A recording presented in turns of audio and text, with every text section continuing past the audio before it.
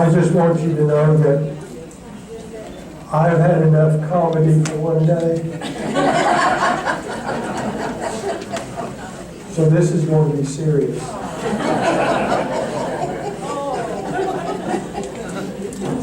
No, I really do want to start off with a very serious note, and probably stay serious most of the time.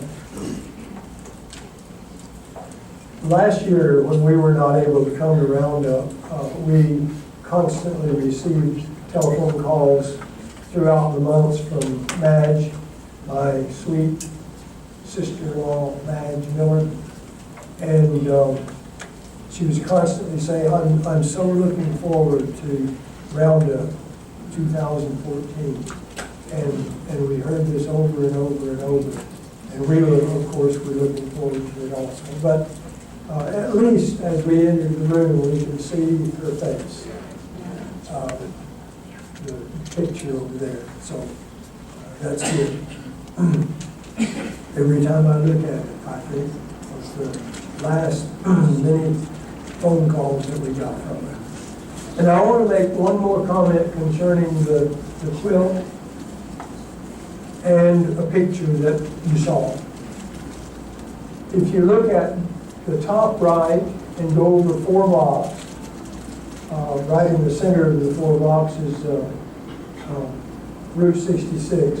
And you go down 4 blocks, and that looks like, almost looks like flowers. That's the one. Now think of the picture that you saw of me standing in the cotton field. You remember what I was wearing, anyone? I was wearing a dress.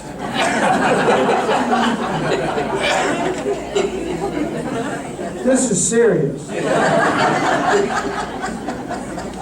really nice legs. Wish I could say the same.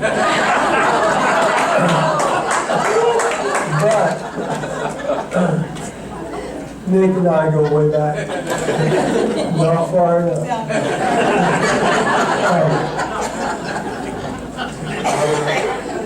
Anyway,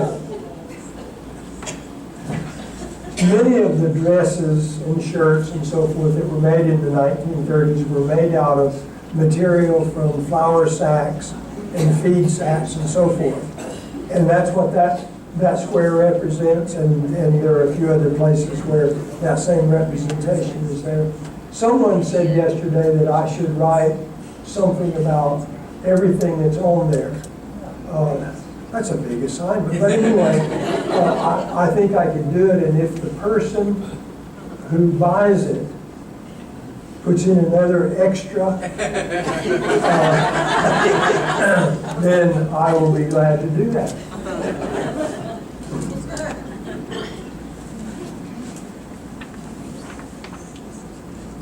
Herbert Hoover,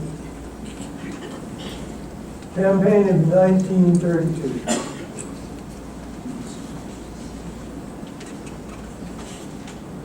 Roosevelt attacked Hoover for reckless and extravagant spending. Can you imagine that? By the way, in political campaigns, almost anything can be said. We found that out. If you live as long as I have, you'll find it out even more. He said that he wanted to center everything in Washington, D.C. John Nance Garner, the vice presidential candidate running with Roosevelt, accused Hoover of, notice this, leading the country down the path of socialism. Can you imagine Hoover as a socialist? In no way. What's the word here? Duh. I'm going to read a couple of quotes. First from Frederick Lewis Allen. It is almost useless to ask whether Hoover was right or wrong. See, I could have said that myself, but he's the authority. And a man by the name of Peter E. Drucker made this comment concerning depression. Depression shows man as a senseless cog in a senselessly whirling machine, which is beyond human understanding and has ceased to serve any purpose but its own. I hope you were able to follow that.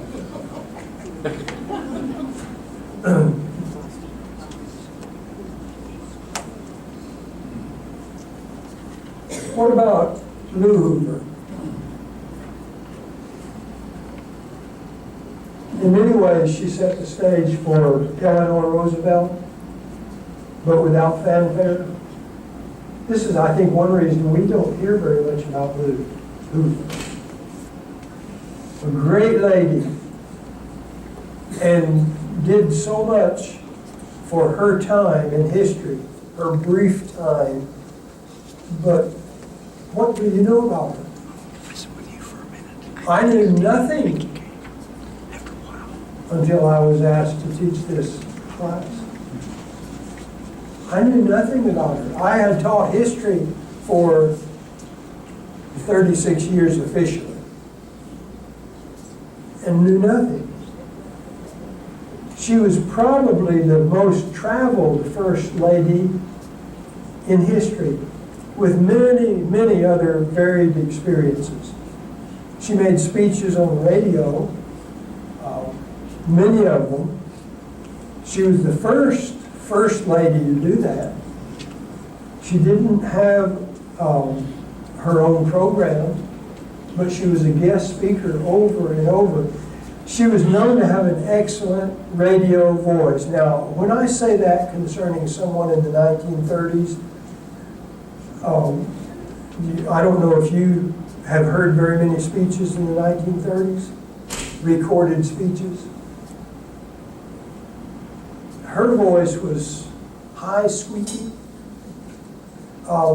Let's see, Carlton-Bourne. Is that a name that any of you remember? H.B. Carlton-Bourne. Something like that anyway. What a voice. He was known to have an excellent radio speaking voice. It was grating. I can say a lot about that, but all I want to say concerning it primarily is that she had a great influence as a result of her radio speaking. Her main topics were, you should know, volunteerism, but also the Girl Scouts. She gave a lot of money to the needy. Even Herbert Hoover himself didn't know how much she was giving. Actually, he didn't even know she was giving people. She was supporting a number of people. She died in 1944, and Herbert Hoover, in settling her estate, found that she was supporting many people, I don't know the number, but many people for many years. Some even wrote when their check stopped to find out why. They didn't know she died. And wrote to her to find out why their checks had stopped. She was supporting a lot of people. Well, that's what Herbert himself would call the dole, but it wasn't from the government. She tried to be private in all of her work. She invited many guests to the White House. There were times when she would, at the last minute, she would invite people for dinner, and the people who were serving and preparing the dinner really got upset at times.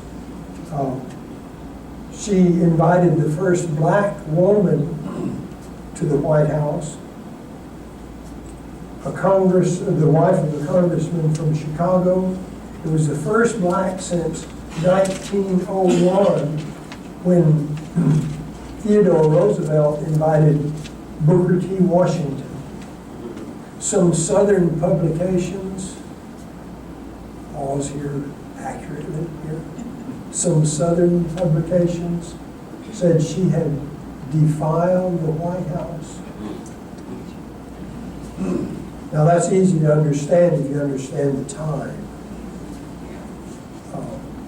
But today, people would be appalled. She was encouraged by her parents, both of them, to be unconventional. As a young lady, she enjoyed outdoors and she engaged in several sports. It's hard to imagine back at that time, girls engaging in sports, but we'll get to some of those later. She especially liked being with her father, going hiking in the mountains, hunting, fishing, camping, riding horses. We saw her on a horse yesterday. Little horse. She studied geology. I think I mentioned that yesterday. Women usually didn't study geology. She became fluent in 5 languages. Some of us find it hard to be fluent in one. She and her husband spoke in Mandarin Chinese when they didn't want to be understood by other people. While First Lady, she drove herself all over Washington. One reporter for the Woman's Home Companion wrote this: "She does not keep the rules, but mixes the great and near great with the obscure and near obscure." That sentence says a lot more than we're going to talk about. Let's think about it. The Hoovers were with President Harding on his Alaska trip, and they were with him when he suddenly died. Some of you are acquainted with the fact that just before his death, he went to Alaska. On his way back, I believe it was in Washington State that he died. A lot of rumors around that. We'll not get into that. That's a different time. He was, Herbert Hoover was Secretary of Commerce at that time.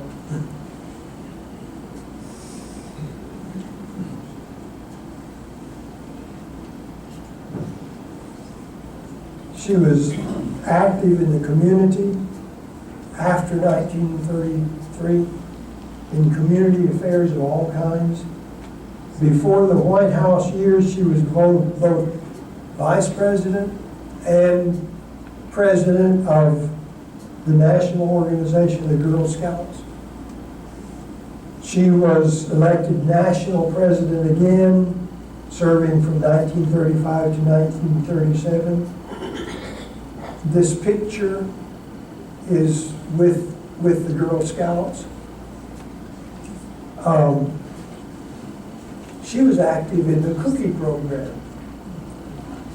Girl House cookies, they started in 1936. So that could be on the 1930s timeline. I wish we had time. Maybe we will have time to look at some of those together. But sometime look at that, if you haven't already.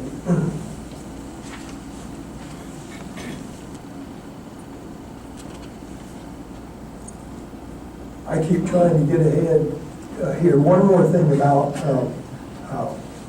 Lou Hoover. She believed in volunteerism just like her husband did. They both continued in volunteer work for the rest of their lives. Of course, she died in 1944, but he died many years later, and I don't remember the time. I think I was at York when he died. That would be in the 1960s, probably. He donated his time to government before, during, and after his presidency. I don't know how many years he worked in government service, but he didn't accept 1 penny in payment for all that time. I would estimate that it was probably 40 years or more that he worked for the United States government. No pay. That's something that we need to think about a little bit more, I think. Because most of us, though we don't make a great living, we live. We do all right. The good neighbor policy. This was a policy of non-intervention in domestic affairs in Latin American countries, to be a good neighbor rather than interfering with.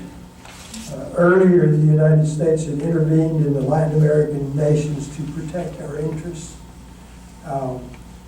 primarily in businesses operating there, to force the local governments to cooperate. Soon after his election, in 1928, Herbert Hoover coined the phrase "good neighbor" in a goodwill trip to Latin America. In Honduras, he made this statement: "We have a desire to maintain not only the cordial relations of governments with each other, but also the relations of good neighbors." Now, before we go on, how many of you have heard of the good neighbor policy? I want to see a lot of hands. Okay. How many of you thought of this as originating with Franklin Roosevelt? If you thought about it, you probably did. If you didn't think about origin, maybe it didn't make any difference.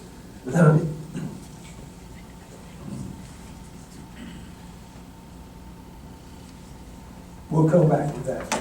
I want to mention, first of all, the Clark Memorandum in 1930 retracted the Roosevelt corollary to the Monroe Doctrine. This was when it said that only the United States could collect debts that were owed to foreigners in the Western Hemisphere. By implication, this gave the United States power or the right to intervene in Latin American affairs. This caused a lot of resentment from Latin American countries. Herbert Hoover withdrew some troops from Nicaragua. He planned to remove the troops from Haiti, but didn't get a chance. And this improved relationships with Latin American countries. In Franklin Roosevelt's inaugural address, March 3rd, 1933, he said, "In the field of world policy, I would dedicate this nation to the policy of the good neighbor." Now, that'd be enough right there. Franklin Roosevelt was not the man of few words like Herbert Hoover was. He went on to say, I'll bother you with this. Then I wish I could imitate. I used to be able to imitate his voice. It would be so much better. But anyway, the neighbor who resolutely respects himself and, because he does so, respects the rights of others. The neighbor who respects his obligations and respects the sanctity of his agreements, and in the world of neighbor, and in and with a world with neighbors. Well, that's the good neighbor policy. It was reaffirmed in the Montevideo Conference in December of 1933. Secretary of State Cordell Hull, some of you older people will probably remember that name, Cordell Hull, at the Conference for the Maintenance of Peace in Buenos Aires in 1936, and in the 8th Pan American Conference in Lima, Peru in 1938. At Lima, Hull pushed through a resolution for a united front against possible Nazi aggression, even though most Latin American nations were ruled by generals who held fascism up to the highest level. And so that was something great, I think. Roosevelt hoped that the policy would create a lot of new economic opportunities by reciprocal trade agreements. But many of the Latin American countries were not convinced. They didn't trust us by that time, even though there was some progress that was made. Results? U.S. Marines were withdrawn from Haiti. The remainder of the troops were withdrawn from Nicaragua. The annulment of the Platt Amendment. The Platt Amendment allowed intervention, U.S. intervention in Cuba, and that was withdrawn. The U.S. negotiated compensation for U.S. oil companies after Mexico nationalized the oil industry in Mexico. When you nationalize something, you take it over, the government controls it, owns it. And that was all taken over. A man by the name of Donald J. Mabry said, Hoover began the switching policy. FDR baptized, publicized, and glamorized it. This is why most people, even today, think that probably Roosevelt must have established that particular policy. Now, I'd like for us to look at the election of FDR. It was unusual, not because he was elected, but the whole thing. In the nominating convention, and we're going to be looking at the nomination, the campaign, the election, the inaugural address. But in the campaign, in the nominating convention, Franklin Roosevelt had a clear majority in the first ballot, second ballot, third ballot. Just couldn't get enough because they had to have 2/3 vote. This is the Democratic Party convention. They had to have 2/3 vote in order to nominate someone, not just a simple majority. So since John Nance Garner of Texas was the second person in line, second number of votes, they made a deal with him. If you will cast all your influence over to Roosevelt, then we'll put you on the ballot for vice president. And so that was done, and FDR was nominated immediately. Now, it was customary at that time for the nominated person to wait back at home, sit back and wait patiently. Someday they're going to come tell me about it. Sometimes it took up to 3 months before they were eventually told officially that they were nominated for the presidency. Franklin Roosevelt heard about it immediately. He got on an airplane and flew to, I think it was in Chicago at that time, and went there to give his acceptance speech. Now he started something different, and it's going to continue that way.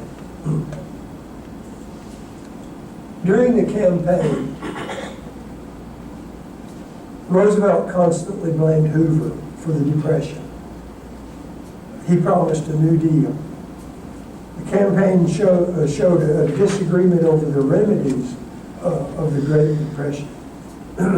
Hoover had tried hard to overcome the 29 crash, but no matter what he did, we've already seen part of it. He never was able to put the economy back on the road to recovery. No success, very little success actually. Some of his plans were later used by Roosevelt, but nothing was totally successful. There was a question yesterday in an afternoon class about what solved the Depression. Well, there was a day that shall live in infamy. December 7, 1941. A day that shall live in infamy. You remember that?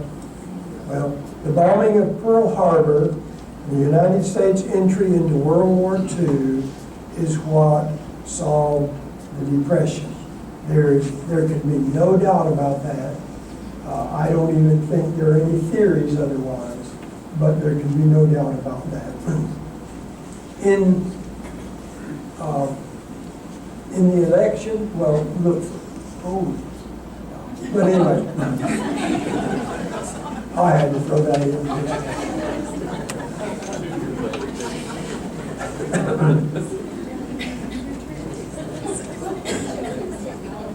This is the way the election went when we look at it on a map. In popular vote, Franklin Roosevelt had 22.8 million votes. Herbert Hoover had 15.7 million votes. It's a lot of difference. 5.1 million in popular vote, but in the electoral vote, of course, it was much greater. Now, between the election in November and the inauguration in March, Congress would not listen to anything Hoover had to say. And Roosevelt would not cooperate with Hoover. It was very unusual. Hoover was trying to get Roosevelt to come alongside him in statements to be made to the country so that the country would feel better. Didn't happen. They had 2 meetings actually together. Hoover had all the facts concerning the international situation, concerning economics, concerning the debt, concerning banking, concerning everything that they talked about. Hoover had all the facts, and Roosevelt just sat there and listened and said nothing and wouldn't cooperate. They only had 2 meetings. After the second one, Hoover said that Roosevelt, this is a quote, was a well-meaning, ignorant young man.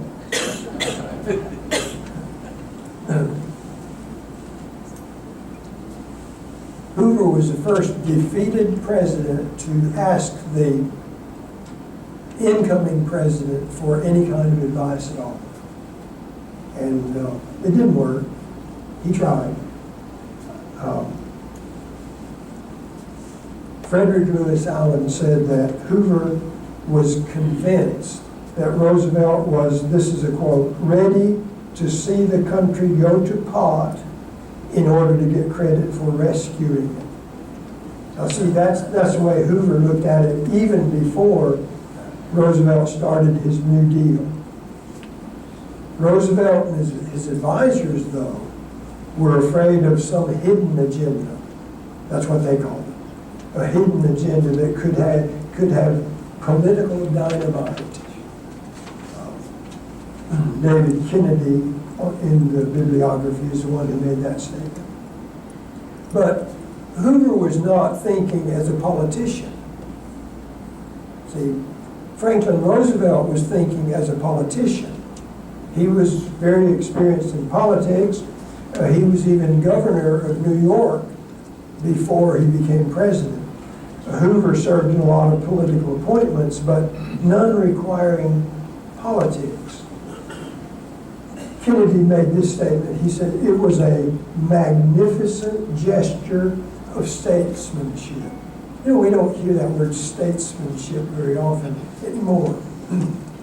Maybe because there isn't any, but I don't know why we don't hear it.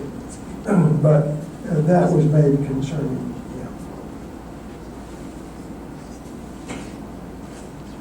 All of the problems were compounded by bank failures.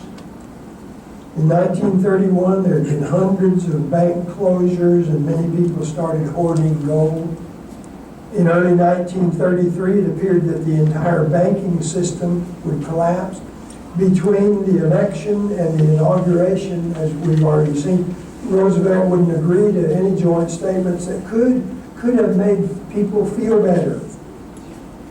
Whether or not Franklin Roosevelt was aware of the full situation, a few statements along the way would have made millions of people feel a lot better, would have soothed the feelings, because people were really, really being upset.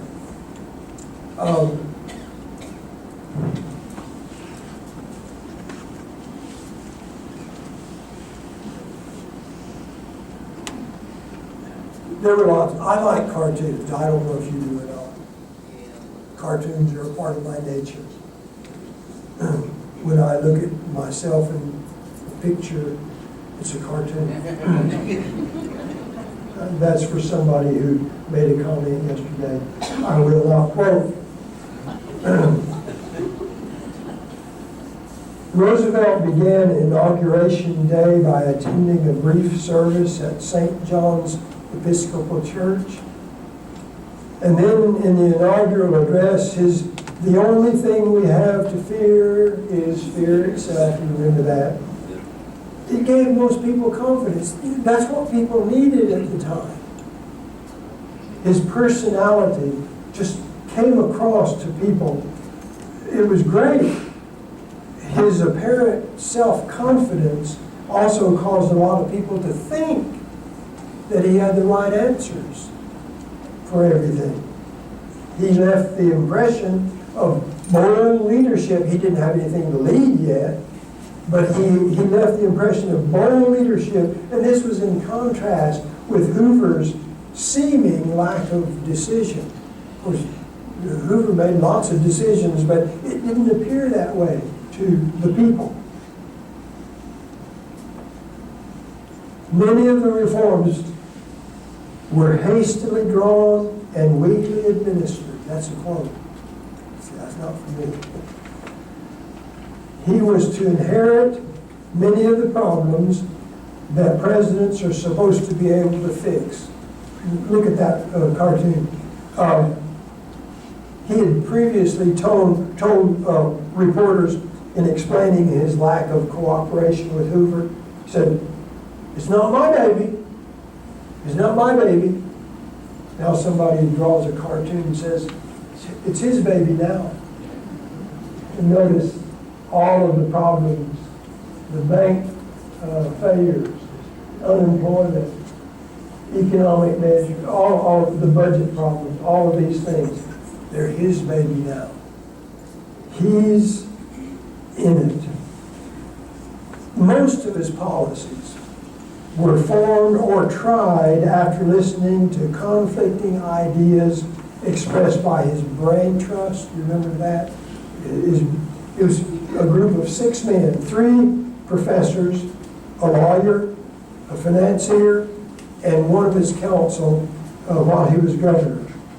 He called this, I think this shows a little bit of how he looked at himself as president, but he called this his privy council. For those of you who may not be aware of what that is, the kings in the medieval time, the kings in England in medieval times, in the period immediately after that, called their advisors the privy council. King Roosevelt, I guess, did too. They were mostly inexperienced, but they had one thing going for them, one very important thing, and that was they were able to analyze. If we throw out thoughts and we're not able to analyze them, we can't do anything with them. We heard a lot of good analyzing this morning in Bible class. Oh, Steve is such a good teacher. Analyze. This is what we have to do in order to understand things. Roosevelt had a lot of fireside chats. These were a series of radio speeches between 1934, 33 and 44, mostly on Sunday evenings. He gave 14 during the 1930s and 16 between 1940 and 1944. Those 1940s when almost entirely dealt with World War II. Before we got into it, immediately before and during the time. They were informal. His manner, his charm, his charisma made it appear that he was sitting right there in the living room with them and talking. I can remember We had a radio then. We were poor, but we had, everybody that was anybody had a radio. Yeah. And we would sit there and listen to Franklin Roosevelt, our new president, having all the answers. This was so good. He gave his first fireside chat when he was governor in 1929 in order to influence the people of New York to pressure legislators to pass his proposal. After each speech that he gave, letters poured into the legislators that made it almost necessary that they do what Roosevelt wanted them to do. And this helped him to see that it was important, so he decided to use these as president. His first one was on March the 12th, 1933.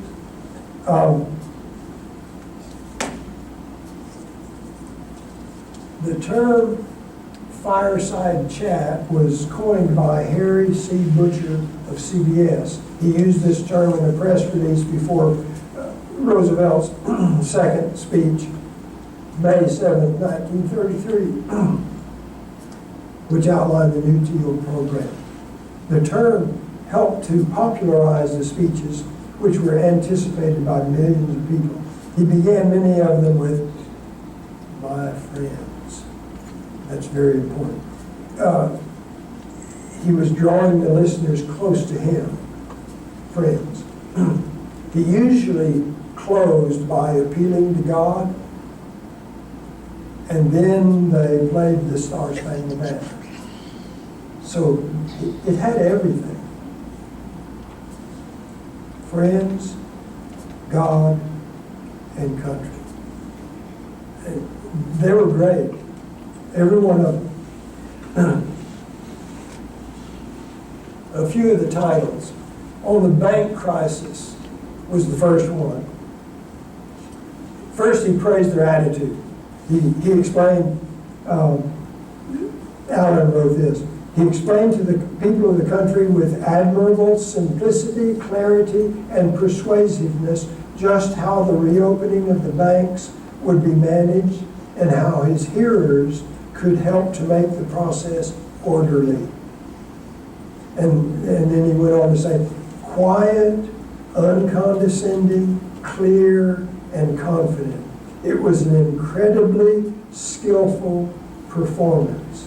As a result, when the banks opened again, there were no bank runs.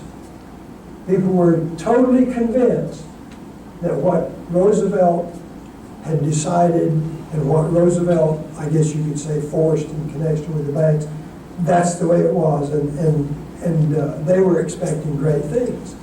And of course, in that respect, they got them. The second one, outlining the New Deal, of course, this was simply an outline. It was an informal speech telling what was going to happen, at least what he thought was going to happen. And then number 8 was on drought conditions. And we're going to get to the Dust Bowl. Some of you are wondering when. Number 9 was on the reorganization of the judiciary. It didn't start the snowball of public opinion rolling like he thought it was going to. We're going to talk about that a little bit later. Number 14 was on the European War.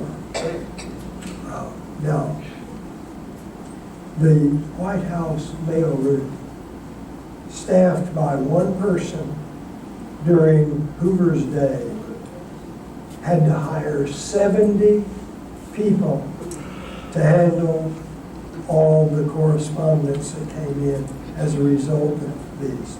Now, press conferences. Roosevelt was probably just as successful in his press conferences because of his personality. So he was face to face with people, not on the radio, face to face. This was thought to be in a great contrast with Hoover. I have read in history books that said that Hoover held almost no press conferences. And then I started checking the facts.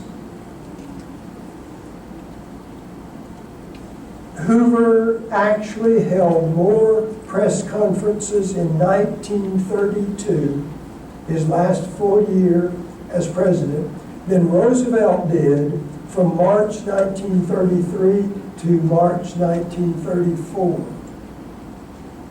Now, I try to figure things out.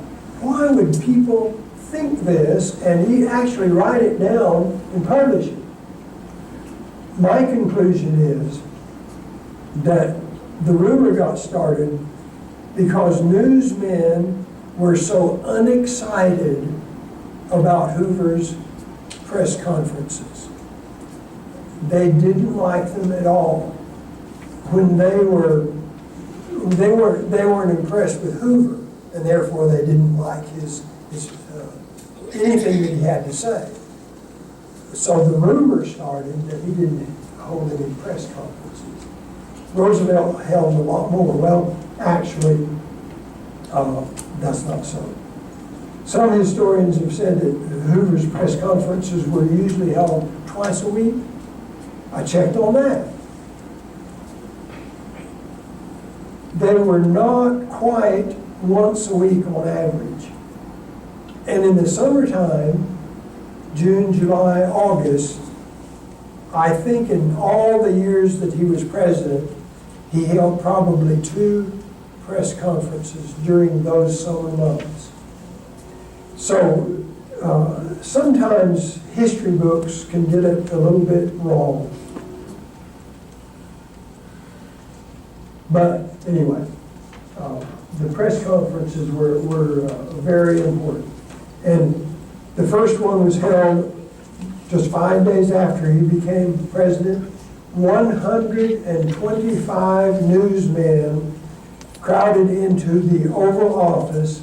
He was very informal. He made them feel like family. The assignment then for newsmen changed from tedious to enjoyable.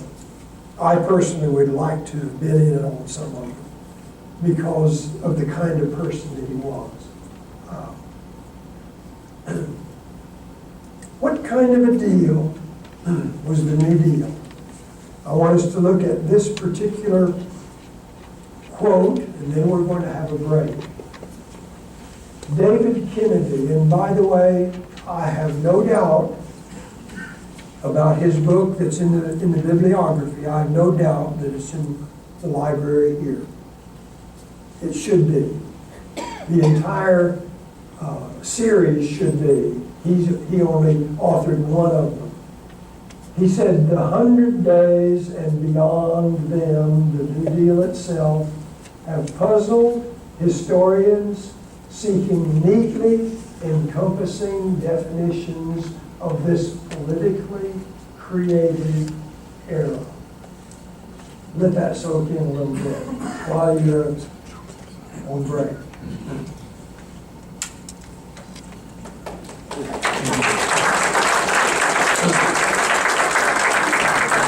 You ever had anything? Good. I finished with this quote from David Kennedy. There's really a lot to be said about the New Deal, but I don't like to talk about it very much. So we're going to take a look at some of the things. There were a lot of people who said that the New Deal was a solid success. Now, historians now will not say that. But there were a lot of people at the time who were saying, even before it got started, solid success. But the good thing about it is that it made people feel good. And that's very important. The most important work of the New Deal was the TVA, Tennessee Valley Authority. We're going to mention that again a little bit later. The most important concept of the New Deal was the government's role in the lives of the people.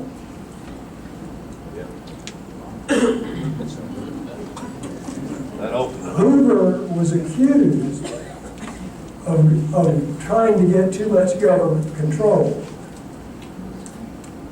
Under Roosevelt, it happened.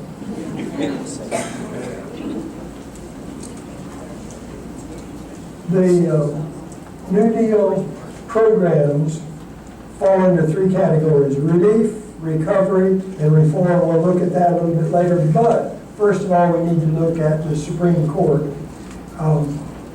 The problems that Roosevelt had in getting New Deal programs passed by Congress, he thought he could solve those problems.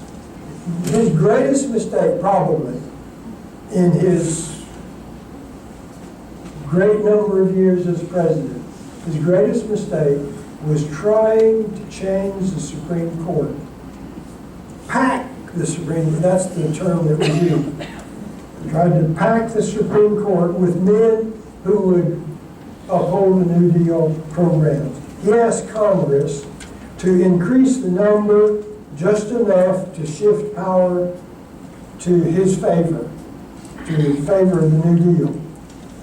His excuse was that the burden on the Supreme Court was too great.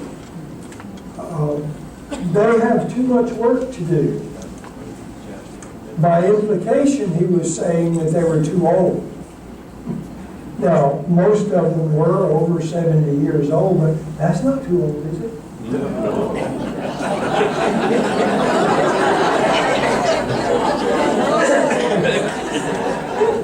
I couldn't say that to a group of college students.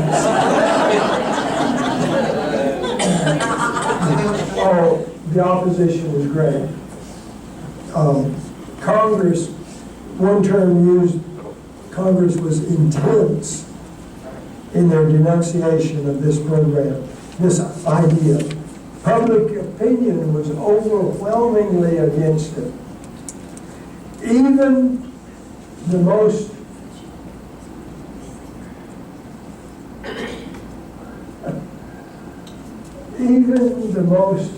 liberal Justice Brandeis was against it. Those favoring Roosevelt's plan ridiculed this program as 9 old men. That's the Supreme Court. 9 old men. Al Hirschfeld drew this cartoon showing the 9 old men. But 2 of the justices, Hughes and Roberts, started voting in favor of the New Deal programs. It was called the switch in time that saved 9. But Congress was not going to approve it anyway. The reason for their switch is not known. They never did say, you know, I decided that the New Deal was good after all. The Supreme Court justices don't have to say why they believe anything. They deliver their opinions concerning a case that they have decided about, but that's it. Will Rogers said,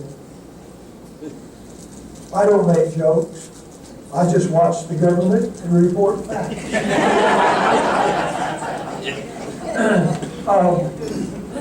I guess you know that in my teaching, maybe you got the point already, in my teaching I don't make jokes either.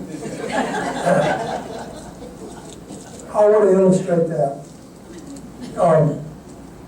When I was here, we had these student evaluation things, hand out to each student, and they take the time and you stand around like nothing, and finally they hand them all in and you turn them in to the dean. The dean was Mabry Miller. And one day after all this happened, he called me. He said, I'd like to talk to you. So I went humbly to his office, and he said, I would like for you to read the evaluation sheets. He said, there's a lot of good stuff here. And so there were I'm always flattered when people make comments like some people make from time to time. But in reading through them, I came to one, after teaching someone for about a day, I recognized their handwriting. I came to one that was written by a girl who, poor thing, she just didn't know what was going on. She wasn't blonde, but she didn't know what was going on. Anyway, the comment was, I wish, this is a direct quote, I wish he would stop making those stupid jokes. And I said to Mabry, I don't tell jokes in class. And he said, well, and I don't remember what he said after that.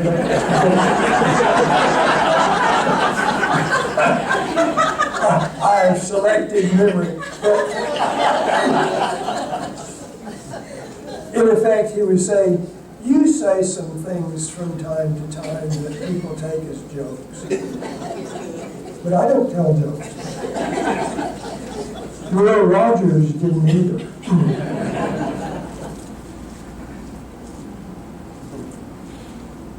The New Deal in relief. The Civilian Conservation Corps, established in 1933, was to help unemployed, unmarried men ages 18 to 25 to obtain work. It was to provide unskilled labor related to conservation and development of natural resources in rural, government-owned land. Workers' needs were provided, and they were paid $30 a month. $25 a month had to be sent home. So they had $5 spending money every month. It became the most popular New Deal program and lasted until 1942, when young men were going to war.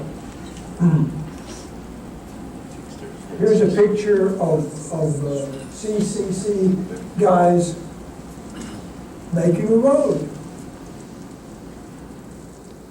I was reminded a few minutes ago that the CCC workers came to York. They turned every brick in every street in the city of York. I say they turned them because, you know, the bricks in time begin to show ruts. And so by turning turning them completely over, they made nice new brick streets in the city of York, Nebraska. And I always enjoyed those. I even like to just look at them. Can you imagine the delight that I have in standing and looking at a brick street? It's so enjoyable. But anyway.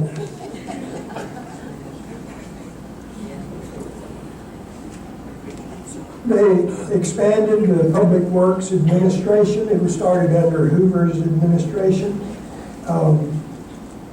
The Federal Emergency Works Administration and the Civil Works Administration was established in 1934, but neither proved to be successful.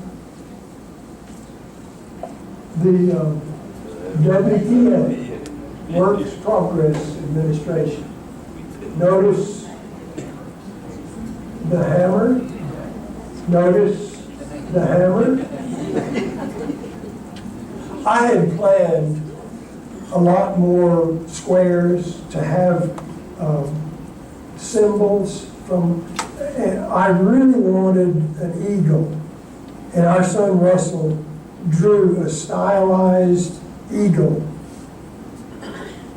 And it would have taken about 100 little pieces to make that one square, and I just didn't have that kind of energy. And then practically everything else that came up, I didn't have that kind of energy. That took it up. I really appreciate the comments that have been made about that, by the way. That's just, to me, it's overwhelming. The WPA was changed, Works Progress Administration was changed to Works Projects Administration. It was the largest New Deal agency. They built or improved many roads, public buildings, bridges, parks, and so forth, intended to be long-range projects. It also employed artists, musicians, actors, writers, and so forth for cultural projects. Any of you remember seeing that postage stamp yesterday afternoon up here? Remember that? That picture was taken by Dorothea Lange. She was employed by the WPA. Big poverty-stricken woman and her child, her famous most picture. She was 32 years old. We're going to look at her picture again later, but she was 32 years old. She had 6 children. And so that'll come up a little bit later. It spent a total of $13.4 billion and provided about 8 million jobs. It lasted until 1943 during World War II when the employment finally rose. I like this picture because it shows the alphabet soup agencies. All of them were called, and by the way, there are 2 handouts. They are New Deal programs and New Deal agencies. The one that said, well, both of them have AAA, CCC, CWA, FDIC, NYA, PWA, on and on, alphabet soup. I like cartoons.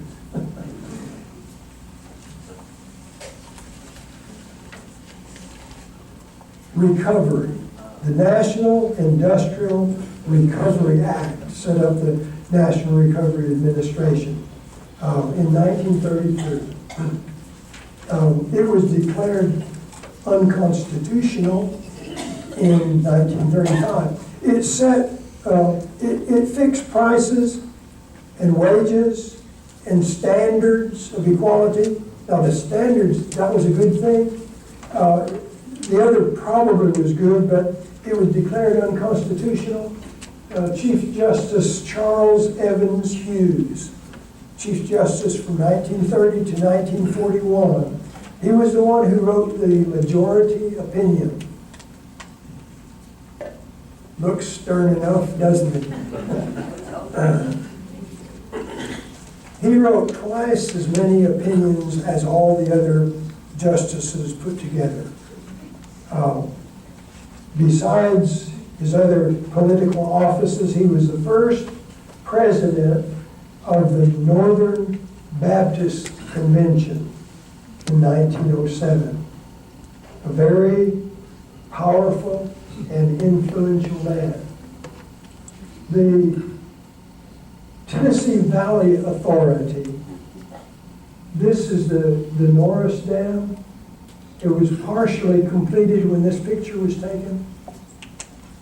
It provided flood control, hydroelectric power, recreation, fertilizer production, and economic growth for the Tennessee Valley area. That included many states, and I don't know, at least 7 different states.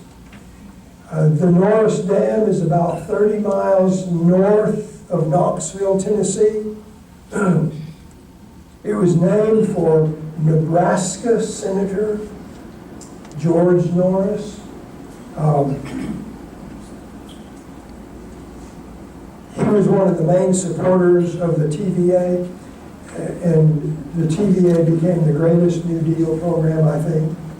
More than 40 dams were built in that entire area.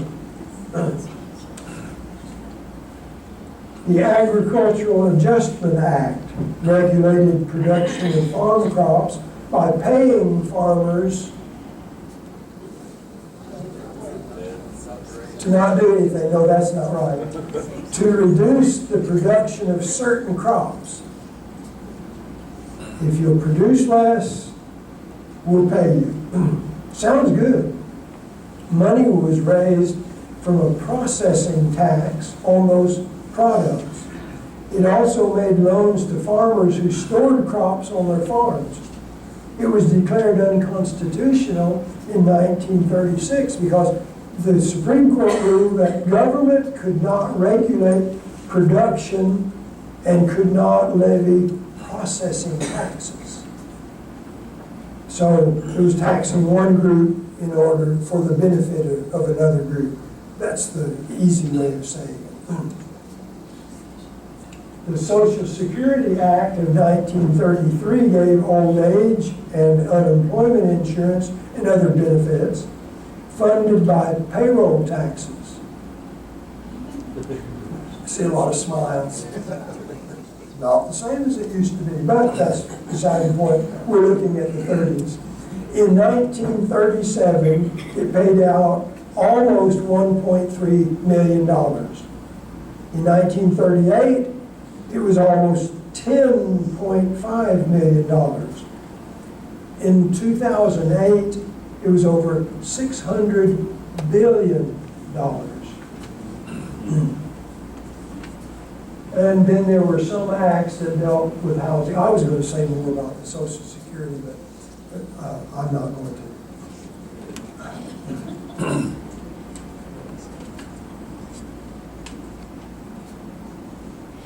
National Labor Relations Act, 1935.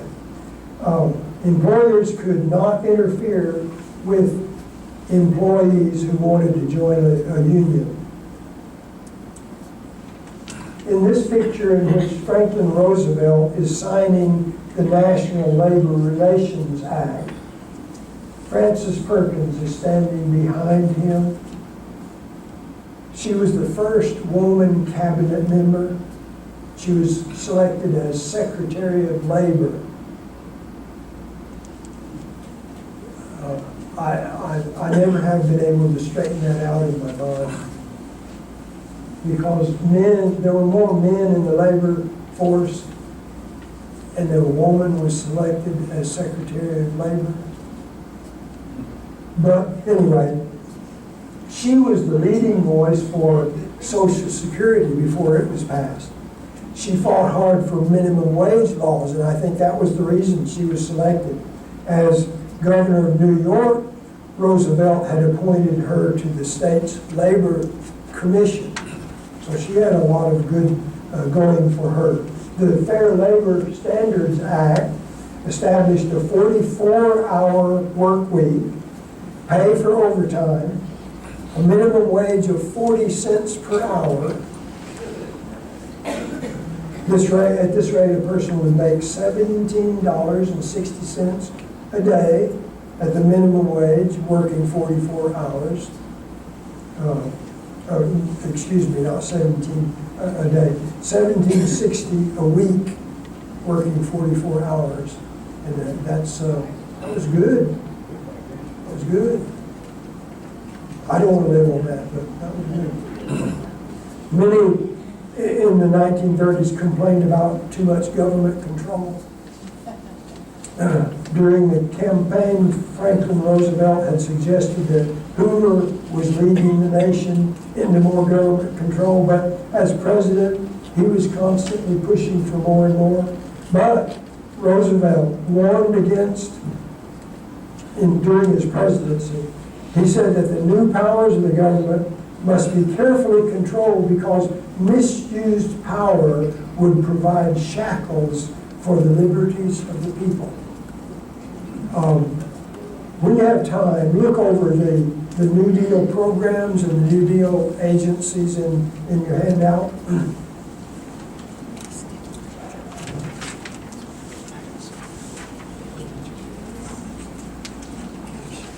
This is one of the worst, in my opinion, one of the worst times for a part of the nation that you can imagine.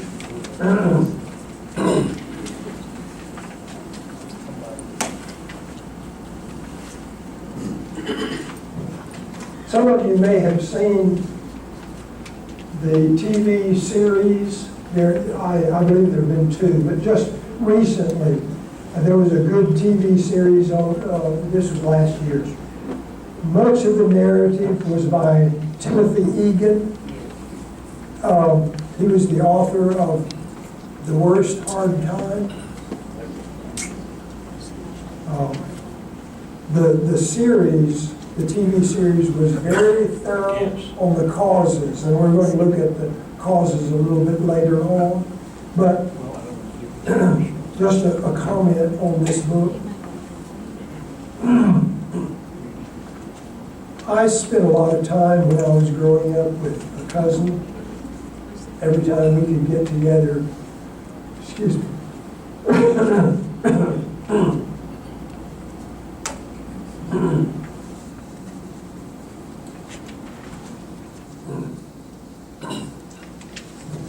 Always happens when I get excited.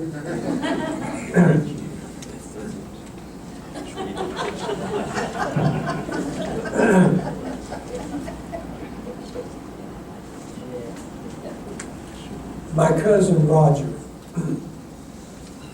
I sent an email to him when I was invited to come here because I thought he would want to know, and growing up together we had a lot of comments.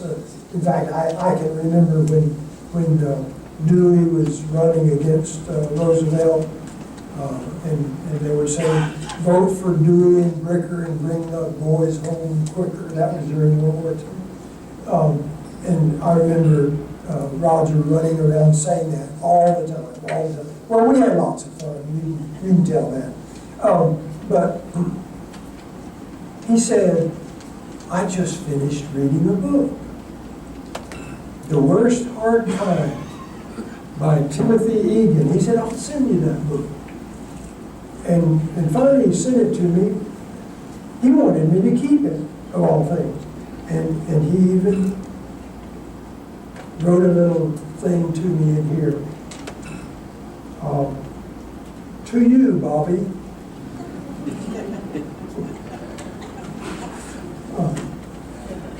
Anyway, Roger's a great guy. Someday he's going to stop calling me Bobby. The great black blizzard came across South Dakota in November 11, 1933. The sky was darkened in Chicago the next day, and as far away as Albany, New York the next day. Many more days like this were recorded at least through 1938, when days were darkened even in the District of Columbia, all over the East Coast, and over 100 miles into the Atlantic Ocean. The Dust Bowl. R.D. Lusk wrote in the Saturday Evening Post about the Carnstrom Farm in Beadle County, South Dakota. They were afraid because they had never seen anything like this before. When the wind died and the sun shone forth again, it was on a different world. There were no fields, only sand drifting into mounds and eddies that swirled in what was now but an autumn breeze. There was no longer a section line road 50 feet from the front door. It was obliterated. In farmyard, fences, machinery, and trees were gone, buried. The roofs of sheds stuck out through drifts deeper than a man is tall. Now that's a lot of dirt coming from somewhere.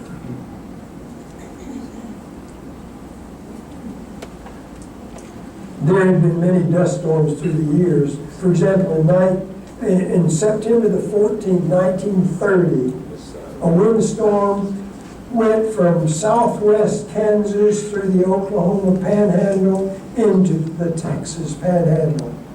This was 1930. People called the government to find out what was going on. The Weather Bureau observers said that it rolled like a hill of black crud. That's not a new word. I'm not sure what it means. A hill of black crud. And Egan said they wrote it up and put it in a drawer. That was 1930. On January the 21st, 1932, a cloud 10,000 feet high appeared outside Amarillo with a 60-mile-an-hour wind. No one knew what it was. Some called it a black blizzard, but it was still a mystery. Considered a freak of nature. Several other similar blizzards followed throughout the year.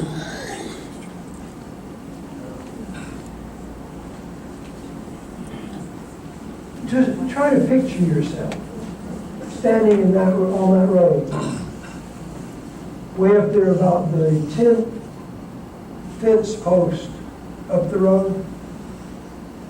Picture yourself there for just a bit. Storms continued frequently throughout the 1930s. Eyewitness accounts tell of blowing away or covering entire fields, roads, fences, machinery, trees, buildings. Cattle walked all over the XIT ranch looking for water until they finally dropped dead, tongues hanging out, covered with dark sand. I went to the XIT rodeo one time. Sherry's father-in-law said to me, "Do you have a hat?" We were getting ready to go to the rodeo. "Do you have a hat?" And I said, "Well, I have a sailor cap. Does that count?" No, excellent. He said, "Come." We jumped in the car, drove to Spearman, is that a city? Yes. Spearman, Texas. Yes. Walked into a store, and all you could see there was cowboy hats. And he said, "Pick one out." And I looked around, and I found what I thought was about the cheapest one, and I said, "This is a good one." He said, "No, that's not any good. Here's one." He handed it to me, and he went and paid for it. I stuck it on my head. I even wore it at York College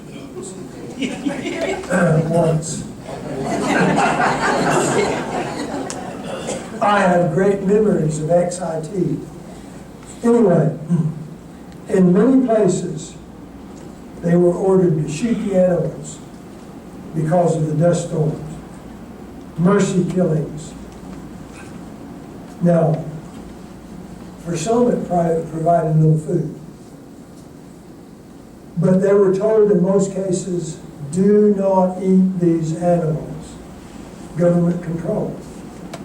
And this was such a great opportunity for providing much needed food for people. The worst day was Black Sunday, April 14th, 1935. The day started off nice and clear. Many used it for a day to clean their houses.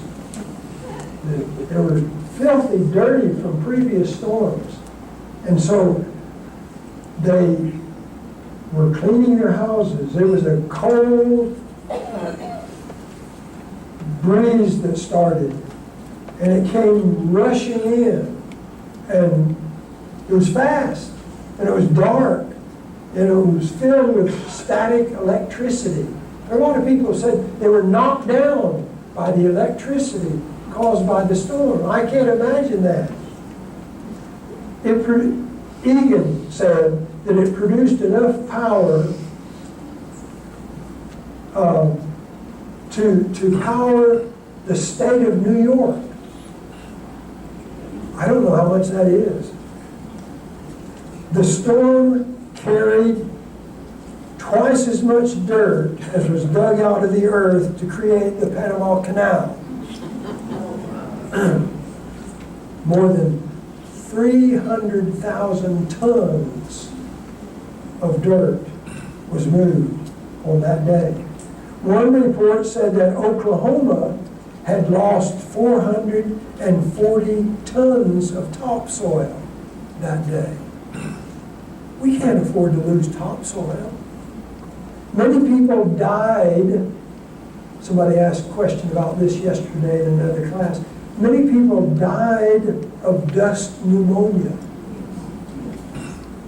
Others suffered for many years before dying of some lung disease years later. I grew up driving a tractor. Well, not that, but when I was a teenager, I drove a tractor, or a real, a track tractor, not one of these, and it created a lot of dust. I'm probably suffering today from it, but I can remember many times, by the time I got home at night after an 11-day work day, pulling out my handkerchief and being ashamed to look at it. Dust can get in your body. It's terrible.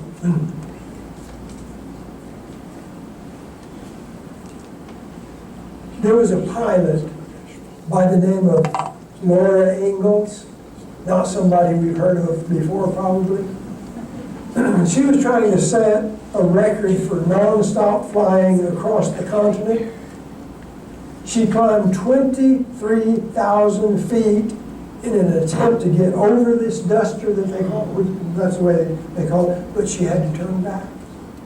She said the duster looked several hundred miles wide. Somebody said, you can't see that far. You can in an airplane. She was up there trying to get over that thing, and she couldn't.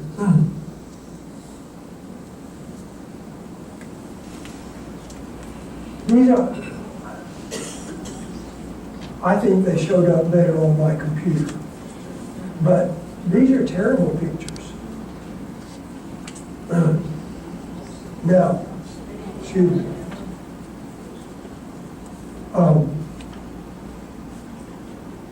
You remember him?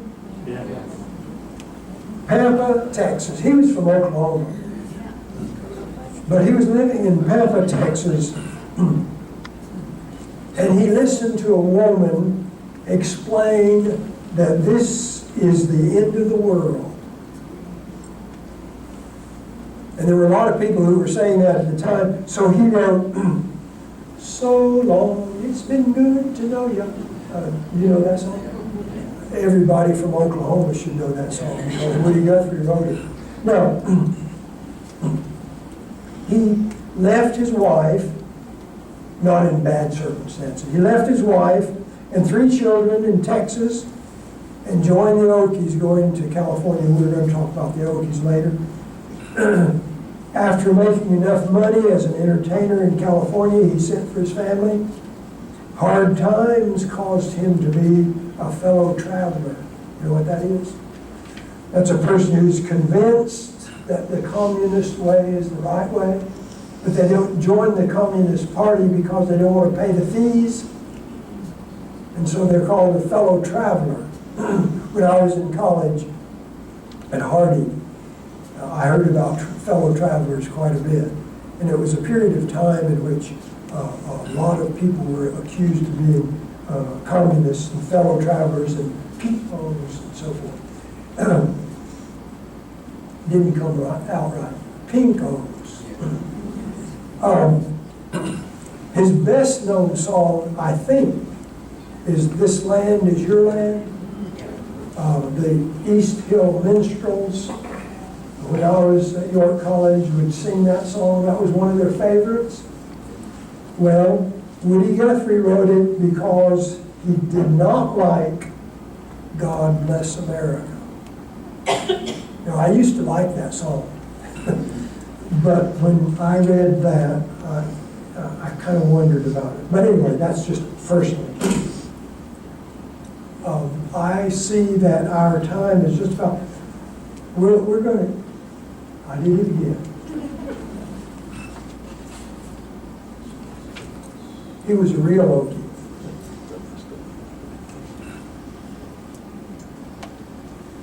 I got so wrapped up in that, I forgot about this. This is normal for a person who's still living in the 20th century.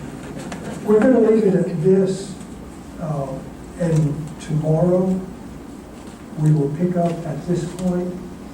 I want to say a little bit more about the Dust Bowl, and I want to say quite a bit about the Okies, because they were very important. They were important to me. So we'll see that at that time. Good Scott, Yes. on the WPA, I grew up with the statement from that, "We piddle around." I heard it all my life, and it's just stuck in my mind. There are lots of bad things that have been said about the WPA, but I see workers today, and I say there's nothing wrong with the WPA. Thank you.